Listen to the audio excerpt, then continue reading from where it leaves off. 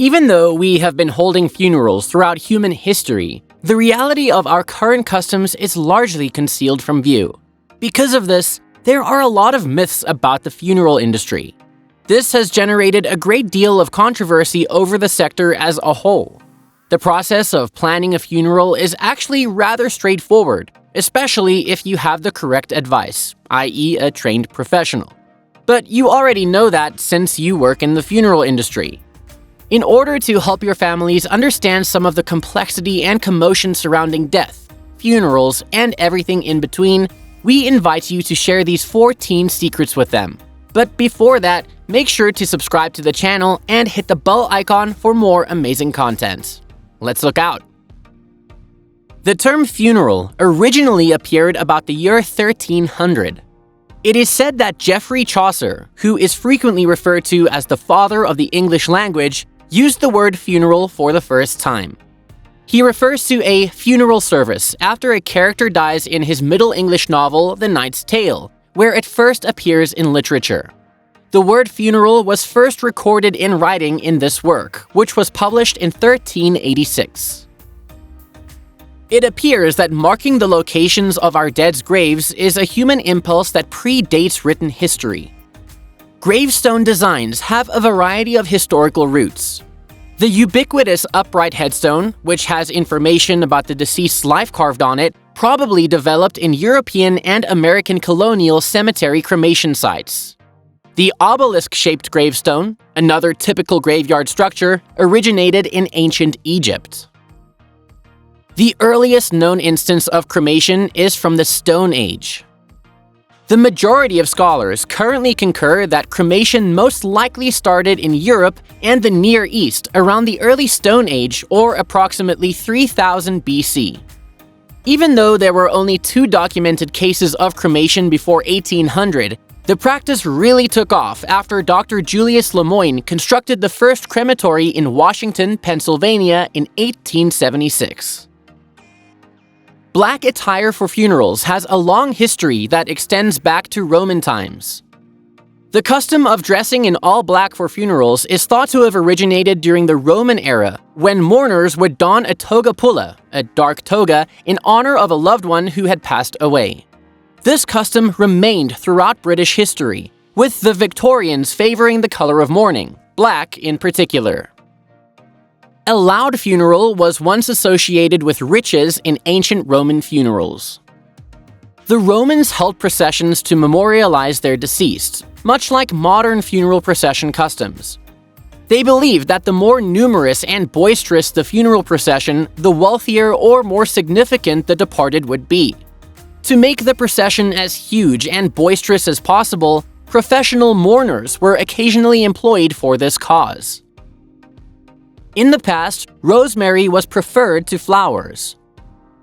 Similar to how roses are used today, rosemary sprigs were frequently carried by mourners during funeral rites and placed on the corpse before cremation.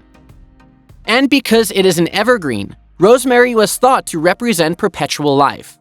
It was sometimes stuffed inside coffins as a pleasant herb to mask any odors. This was crucial because while preparations were being made and mourners were traveling to the funeral, bodies frequently remained in the state for days or even weeks before cremation. Funerals are held not just for the deceased, but also for their survivors. All human societies hold funerals, and there are valid reasons for this. Funerals serve to not only symbolize and mark the end of life, but they also provide the living with the opportunity to say their final goodbyes, support one another in the community, grieve, and experience death as a part of life. There are also many more reasons why a ceremony is beneficial. A funeral need not be held in a church or funeral home. You can hold a funeral in one of the many stunning locations on Earth. You can design a funeral home in the ideal location for your loved one and avoid using the same old funeral practices with the correct advice from a reputable death care professional. A funeral doesn't even have to be held right away in tumultuous times. Before COVID, many individuals were unaware of this. Many families are now opting to postpone their funerals until a time when friends and family may reunite in safety. Knowing the significance of a funeral, having this choice is quite beneficial at these difficult times. The sole methods for disposition are cremation and cremation. Cremation or cremation should not be confused with a funeral or a memorial service. They are only disposal techniques. They have no influence over the range of service alternatives. Even in these trying times, remember the service. The memorial service reflects the life that was lived.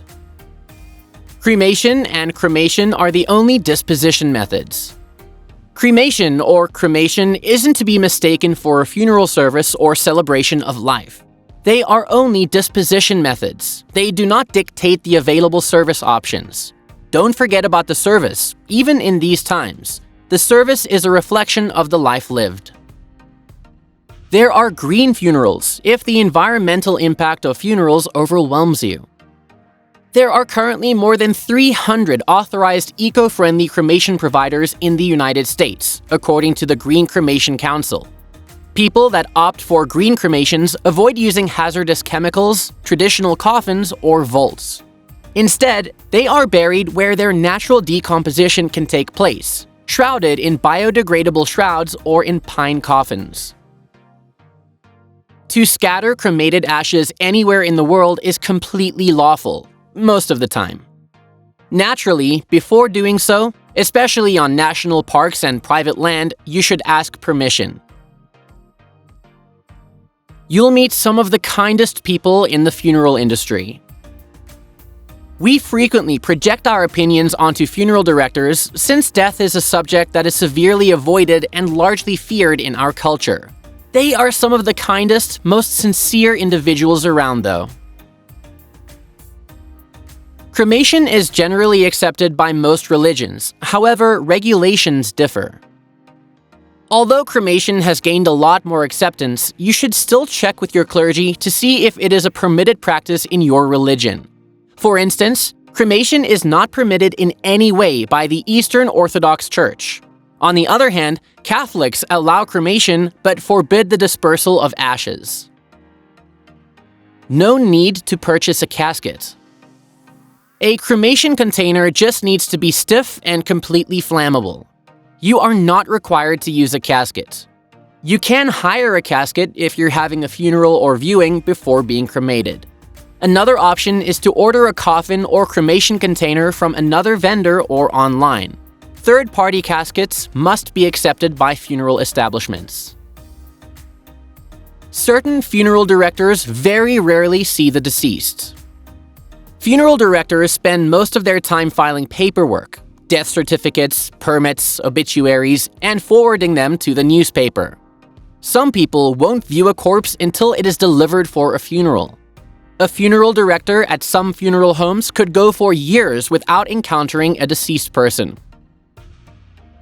Perhaps formaldehyde is dying a slow death. Formaldehyde is a carcinogen in addition to producing relatively minor ailments, including sinus problems and rashes, such as embalmer's eczema. According to the U.S. National Toxicology Program and other organizations, those who have high levels of exposure, like embalmers, are more likely to develop nasopharyngeal cancer, myeloid leukemia, and other cancers. Criticism typically originates from outside the death care sector, but this is beginning to change. There is no disputing that formaldehyde constitutes a health danger, according to Carol Lynn Green, the NFDA's Environmental Compliance Council, in the May 2016 issue of The Director, the organization's official newsletter. She asserts that the Occupational Safety and Health Administration is preparing to tighten workplace standards and advises funeral homes to begin switching to preservation solutions without hazardous gas. That's it, guys. Everybody is affected differently by the news of the loss of a loved one. The reaction to that news subsequently takes different shapes all throughout the world, since cultures celebrate life and pay respect to the deceased in often unique ways. If you liked the video, make sure to subscribe to the channel and hit the bell icon. Leave a like, share with your friends and families, and jot down your thoughts in the comments section below.